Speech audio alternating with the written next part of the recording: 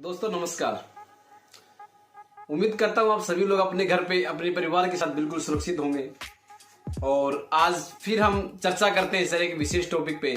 और इस बुरे वक्त के अंदर आज हम अपने घर पे बिल्कुल स्टे हैं और स्टे के दौरान जो सीरीज कहानियों की मैं आपके लिए लेके आया हूँ, आप इन कहानियों को डेली सुनिए, इनको आप शेयर कर सकते हैं।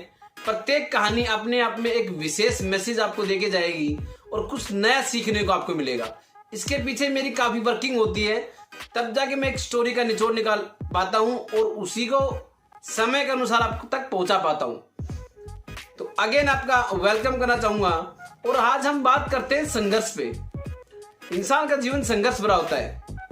आज भी हम संघर्ष में हैं, कहीं ना कहीं आज अपनी लाइफ के लिए हम संघर्ष कर रहे हैं। आज हमारे डॉक्टर्स मेडिकल के अंदर संघर्ष कर रहे हैं। लेकिन संघर्ष से किसी भी बुरी परिस्थिति से इंसान बाहर निकल सकता है और उस पर हासिल जीत कर सकता है।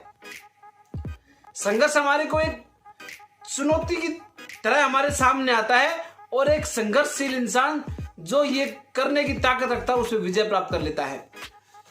हिम्मत से चुनौतियों का सामना कीजिए। चुनौती इंसान को निखारती है, मजबूत करती है।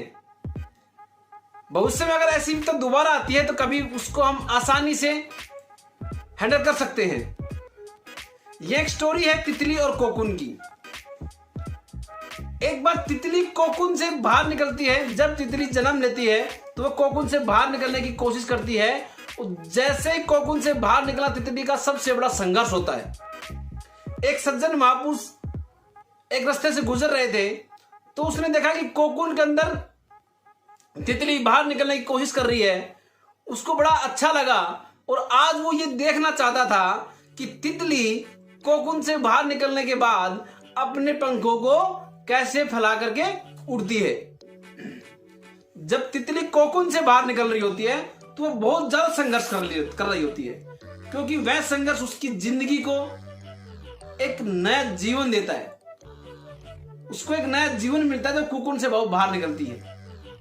वो जब बाहर निकलने की कोशिश करती है तो तितली जब आधी बाहर निकल जाती है तो संघर्ष करना छोड़ देती है, वो थक जाती है। काफी समय तक वह सज्जन उसको देखता रहता है और उसके दिमाग में ख्याल आता है कि लगता है तितली थक चुकी है, क्यों ना इसकी सहायता कर दी जाए।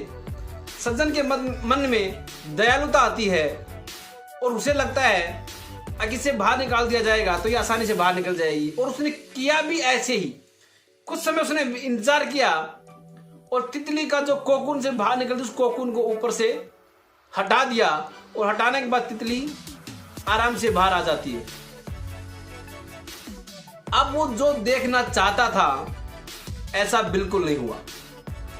वो देखना चाह रहा था तितली की पंखों को ये कैसे फैलाती है, लेकिन तितली की पंखें बड़ी कमजोर थी।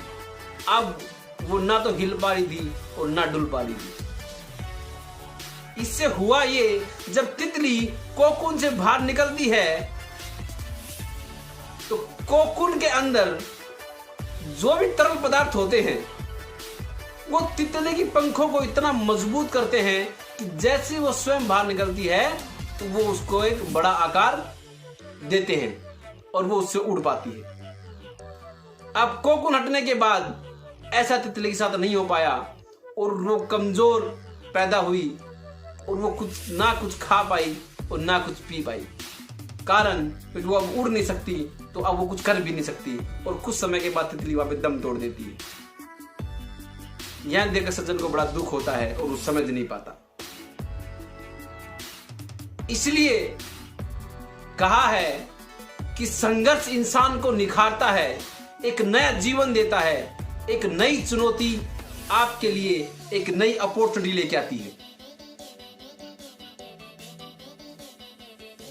तितली के लिए चुनौती थी, लेकिन उस सज्जन की दयालुता के चलते उसका जीवन नष्ट हो जाता है।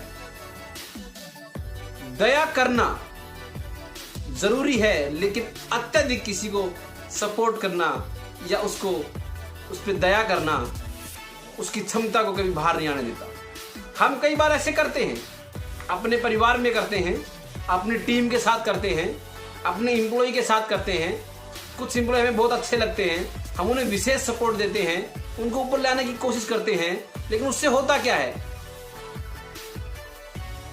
वह मानो अपने आप को नहीं निखार पाता, क्योंकि उसका एक कंफर्ट जोन मिल जाता है, उसको एक सहायता भरा हुआ माहौल मिल जाता है, इसलिए वो अपनी काबिलियत को बाहर नहीं निकाल पाता और कहीं ना कहीं वो जिस लेवल पे है वो वहीं पे खत्म हो जाता है।